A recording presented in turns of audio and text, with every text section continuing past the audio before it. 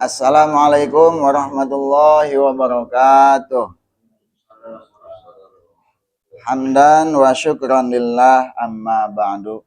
Para kaua yang kami hormati, rekan-rekan yang kami muliakan, serta tak lupa selamat pagi sahabat Umay, sahabat kaua Majasari dimanapun Anda berada. Alhamdulillah pada pagi hari ini kita berjumpa kembali dalam program Ngasaan. Ngaji santai tapi asal-asalan. Puja-puji syukur marilah kita panjatkan kepada Allah yang Maha Ghafur.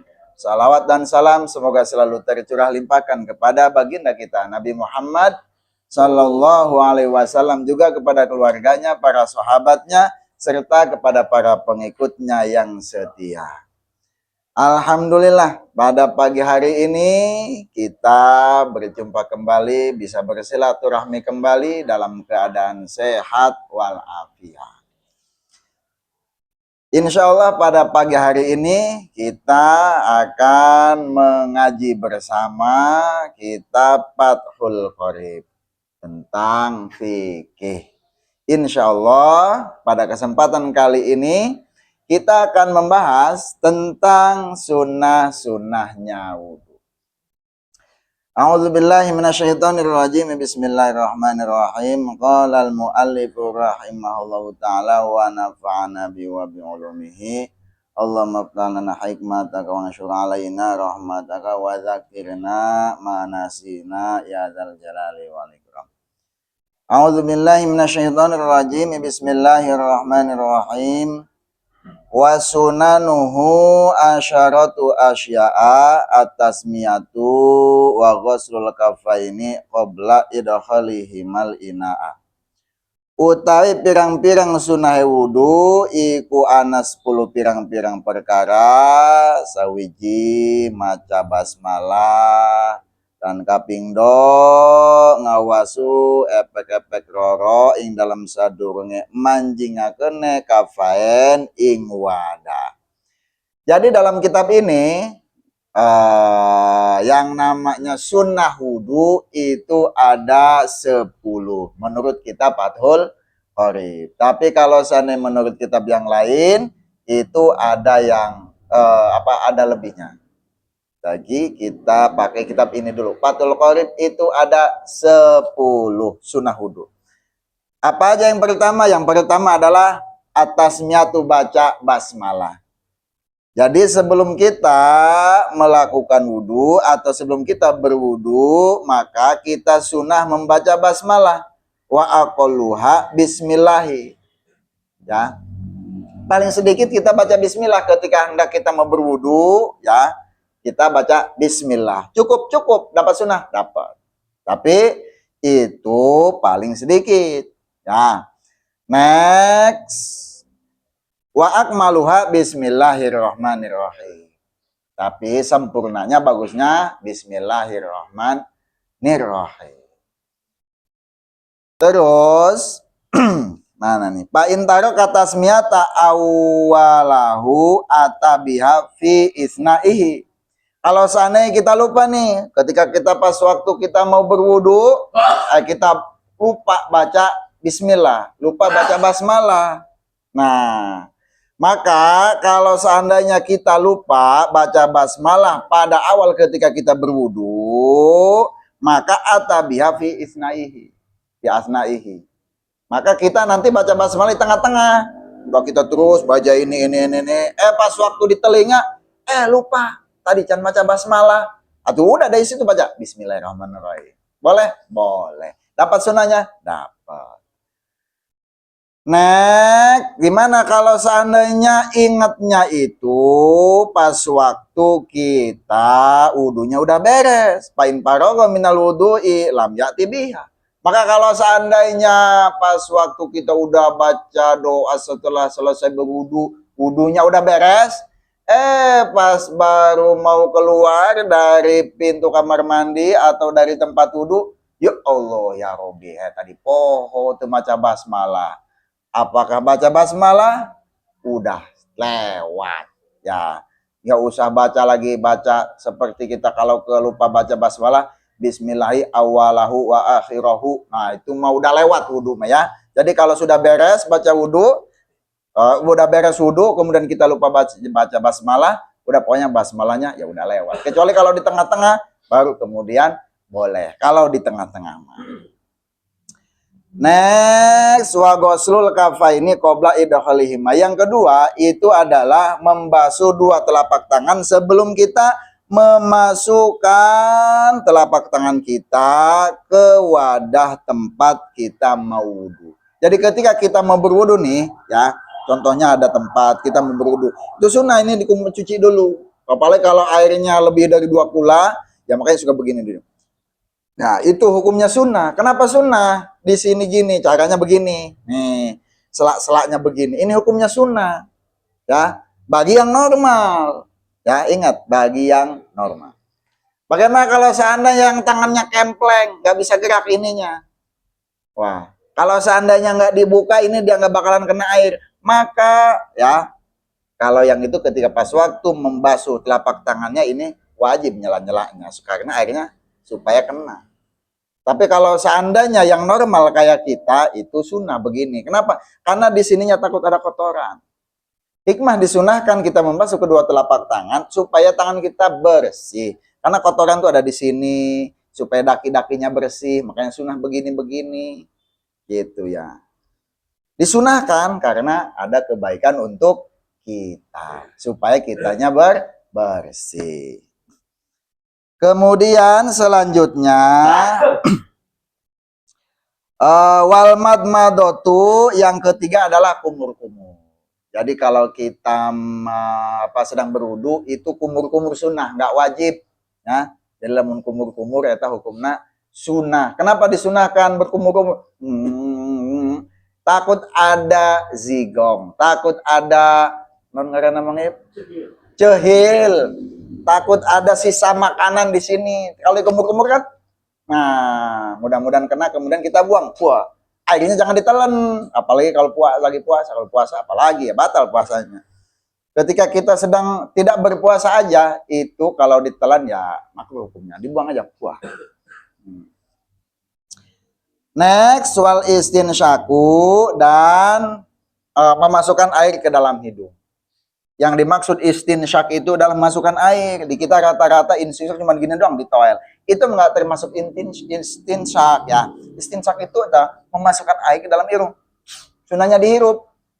Gimana kalau seandainya sampai ke sini? Kalau sedang tidak berpuasa, nah itu hukum sunahnya di situ.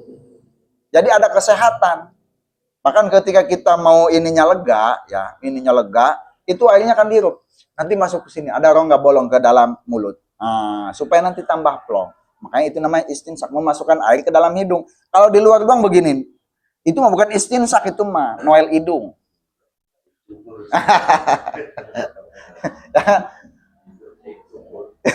Ya kan biasanya kata-kata di toilet doang ya, Mang ya.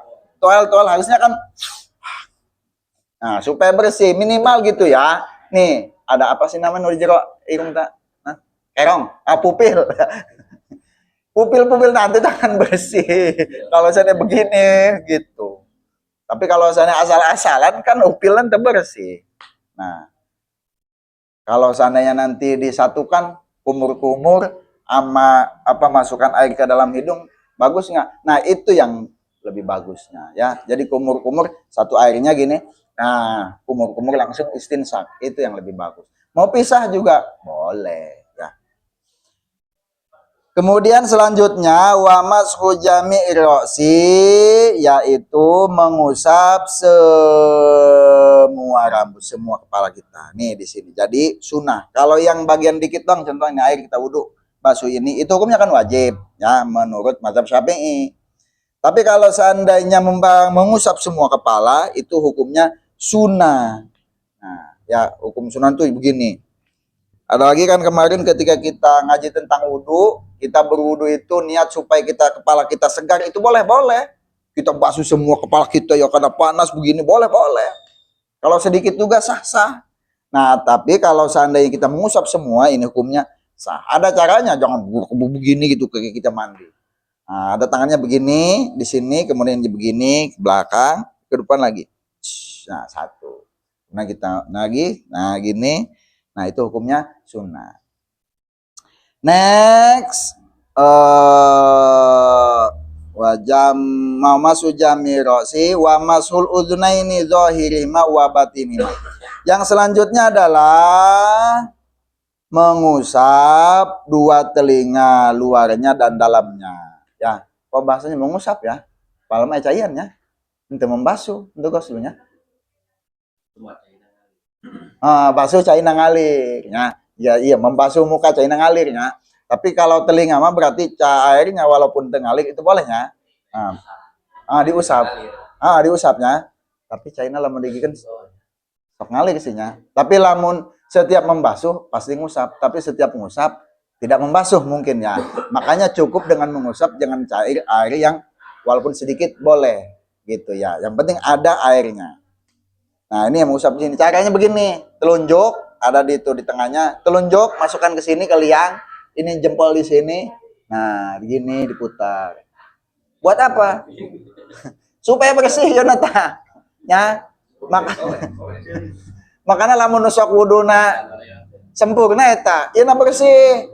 Baheula mah urang tilak wudu, kadang-kadang ini kadang tah. Eta bukan tilak wudu, tah wuduna teh benar. Ya makanya kalau wudhunya benar, wudhunya rapi ya, itu pasti bersih. Balik lagi tuh, kenapa itu disunahkan? Supaya bersih ya, telinganya bersih, kitanya bersih gitu, badan kita bersih, makanya disunahkan. Hukum itu ditetapkan ya atas dasar kasih sayang cinta kepada hambanya. Seperti kita disunahkan berwudu tadi itu, kita mengusap dua telinga, kasihan supaya kitanya bersih. Jadi kalau kitanya bersih, maka insya Allah badan kita juga bersih segar. Next, bimain jadidin dengan air yang baru. Wa takhlilul lihyatil kasati dan nyela-nyela ngusap jenggot yang kandel. Jenggot kandel tak? Lamun dia asupna jenggot kandel apa tipis? Hah? Jenggot kandel apa tipis? Tipisnya, kata Mbak kulit nanya.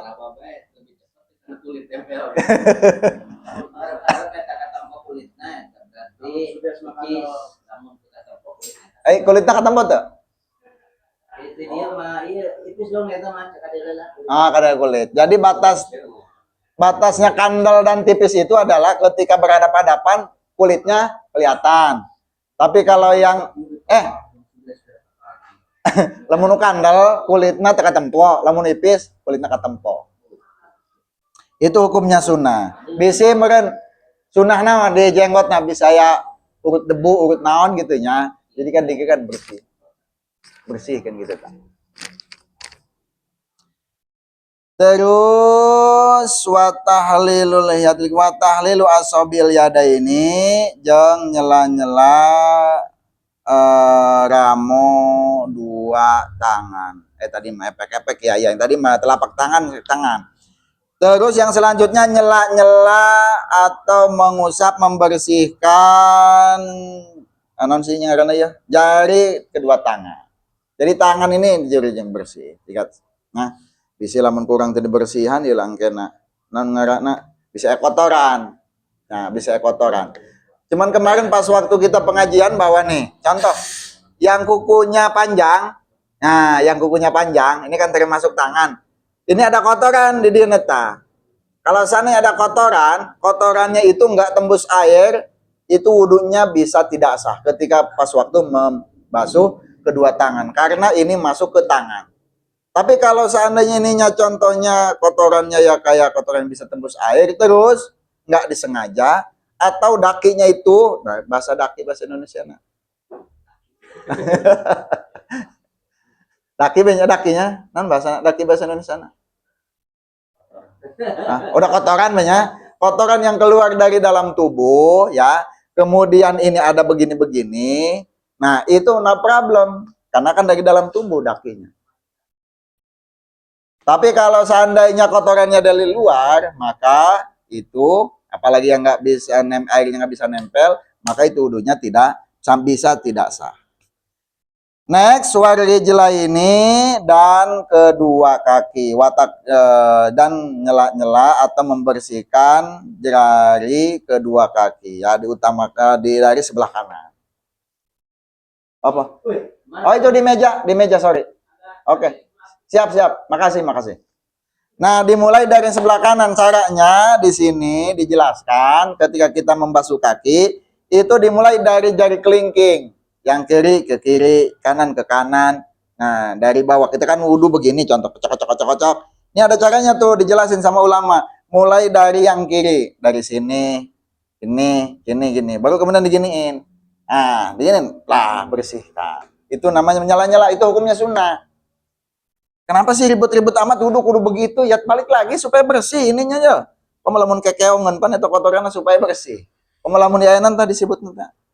Amun aya di dilukan nanti mang oh lelencangan kan eta bersih. Terus deh kumaha cenah lamun lelencangan nyeri atuh dirarasa wae. Nah. Sakit apa enggak itu mah ya disesuaikan dengan kondisi masing-masing. Kalau begini kan kita kalau lagi set enggak apa-apa, no problem. Itu hukumnya sunnah. Ya. Nah, kemudian udah beres yang kaki kanan itu sama tangan kiri. Nah, gitu. Kemudian yang bagian pas waktu basuh kaki kiri itu pakai tangan kanan, mulai dari belakang gini kan. Nah, gitu. Nah, kemudian dari sini. Nah, gitu kan bersih itu. Nah, gini. Nah, sorry ya, kaki. Supaya jelas ya, sahabat kawan aja saya. Jadi mulai ini, begini, nih. Nah, mulai sini. Nah, kan bersih. Nah, ini hukumnya sunnah. Kenapa disunahkan? Wong kaki kita supaya bersih. Kaki siapa? Emang kaki orang? Kaki kita sendiri. Makanya hukumnya disunahkan. Next. Watakdimul yumna alal yusro, dan mendahulukan yang kanan, mengakhirkan yang kiri. Ya, jadi kalau kita wudhu itu yang kanan dulu, baru yang kiri, telinga kanan, telinga kiri, kaki kanan, kaki kiri. Gimana kalau seandainya nih kaki kiri, tangan kiri helan, tangan kanan kumaha? Hah? Pandi dia nage sunnah tuh watakdimul yumna alal yusro, hukumnya sunnah. Kumaha dalam mundudu na kiri heula? Temen sunnah. Kan rukun wudu kan terakhirna tartib.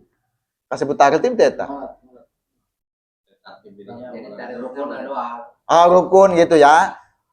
Niat, serat rukun ya, sebutannya kan enggak tangan kanan, tangan kiri, enggak kan ya? Pokoknya mah sebutanna.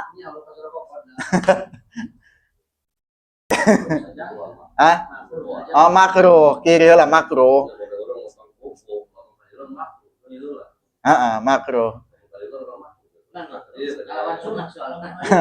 Nyalawan sunnah makruh.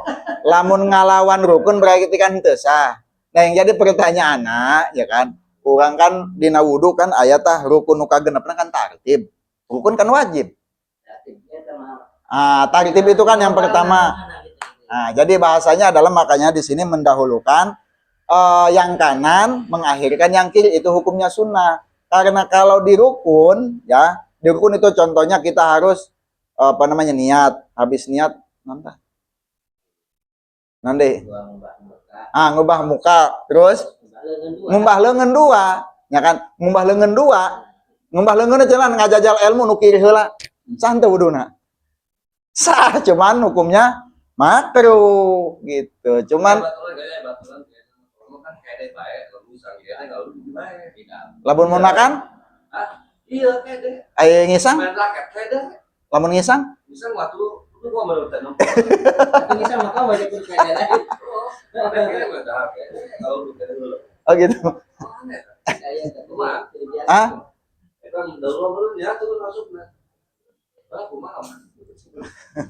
Jadi eta mungkin ada pengecualian, cuman pengecualian eta dari awalnya disengaja atau tidak. Ya. Kidal. Tapi kalau dalam bahasa kitab nontonnya, jadi yang namanya kidal itu sebenarnya bawaan, ada yang dari faktor penyakit, ada yang dari faktor kebiasaan, ada dari bawaan lahir. Tapi kalau sana yang dari bawaan lahir, ya bawaan ti orok, dari bahasa hitam ti itu nak itu, nah problem. Tapi lamun anu disangaja-sangaja, eta temenang. Tergantung dari awal nata mah. Nah, tergantung awal. Contoh orang baginya, orang merah pakai lengan kiri. Makruh, kan makruh nama dusun. Itu nya, mereka orang dia diterima. Makan orang sok anak tagenya, tangan bagus, tangan bagus. Makan anu ngarep kan. Ah, ngarep ahli tasawuf pentah masuk ti. Itu Orang bakal ngaji orang mikir. makruh. Anu ngarep. Anu ngaram kan. Jadi sunnah yang tadi itu, jadi kita harus mendahulukan yang kanan, mengakhirkan atau mengerekakan kiri, ya. Telinga kanan, kiri. Cuma kalau telinganya bareng, bareng boleh. Cuma kalau muka, apakah muka kanan dulu baru kiri? Enggak. Ini makan muka satu. Global. Berarti itu mah ya satu langsung semua bareng. Ah, ya makanya cina pipi kan ada di sarahnya di tengahnya. Pipi dulu yang punah yang kanan, kanan kiri enggak. Kalau ini makan muka. Sebutan kanan kiri itu adalah berarti kan kanan kiri. Berarti kan ada dua. Iya kan emang kan pipi kanan pipi kiri. Cipika cipiki. Gimana? Ya di sini di bahasannya ya itu mah udah termasuk satu wilayah. Tapi kalau tangan kanan, tangan kiri, kemudian kaki kanan, kaki kiri, telinga kanan, telinga kiri, nah itu mah beda. Kemudian next, watoharatu salasan dan membersihkan 3 kali ya. Jadi tangan 3 kali, ini 3 kali, semuanya 3 kali itu hukumnya sunnah. Kenapa disunahkan 3 kali? Karena takut ya. Di basuhan pertama kurang bersih. Nempel menempel, cuman kurang bersih. Gimana kalau seandainya kita yakin basuhan pertama itu ada air yang belum nyampe? Nah, tidak rata. Maka ketika pas waktu ada yang belum nempel itu masih dihitungnya yang pertama. Makanya disunahkan 3 kali. Tapi kalau remang-remang lanjut 3 kali. Contohnya, orang basuh tangan kan sampai siku yang wajib. Orang dibasuh karek sampai ka dieu tah. Tah, rek sampai dia doang. Nunggu 2, karek ti dieu ka dieu, nu katiluna karek kabeh. Itu dihitung 1 kali. Yang terakhir. Karena yang pertama baru segini, separuh ini separuh. Nah, jadi 3 kali itu adalah dihitung dari basuhan memang basuhan yang sempurna. Supaya tambah bersih. Gitu ya. Nah, menyempurnakan. Itu hukumnya sunnah. Wal mualatu dan mualat. Mualat itu terus menerus. Jangan sampai kepotong. Jangan sampai ada jeda. Apalagi jedanya lama. Ulah wudu nawaitul 2 contoh wudu busuk muka. Ayah assalamualaikum waalaikumsalam lempang ngarep. Ngobrol kebal. Waduh bahaya sama. Kok mau ngopi lama bahaya. Jadi wudu itu sunnah mualat. Ketika airnya nangaramanya wudunya ini kita langsung itu bagusnya begitu. Ya, jangan sampai ketika kita berwudu udah basuh muka, udah basuh telinga, biasa wudu kan ngajajar itu nya, ngajak ngobrol. Woi, di sini ke mana kan? Ngobrol kebal. Ulah, tak hukumna makruh. Biasanya kan ke wudu kan, kamu di musola teh nya. Oh. Kaselang kayak dikata. Jadi wal mualatu itu hukumnya sunnah. Gimana kalau sana nggak mualat, makruh. Sah wudunya? Sah. Kalau apalagi kalau contohnya ada masalah yang urgen, darurat. Seperti kita berwudu, aya orai. Eureun heulan pan, woi orai cenah.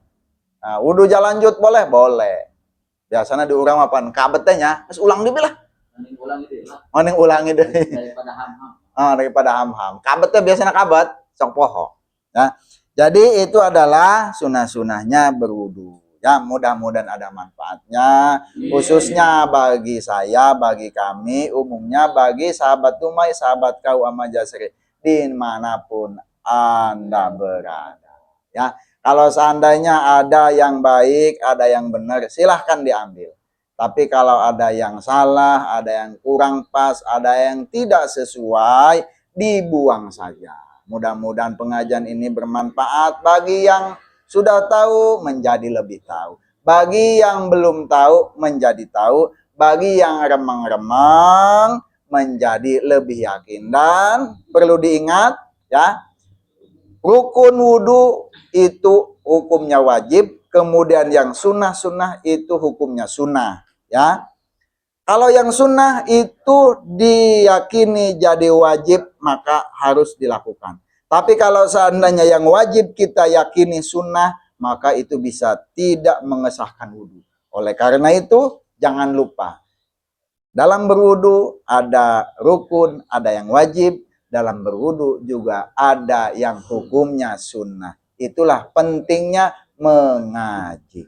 Wallahu muwaffiq ila aqwamit thoriq. Wassalamualaikum warahmatullahi wabarakatuh. Sampai ketemu di ngasaan Kamis depan.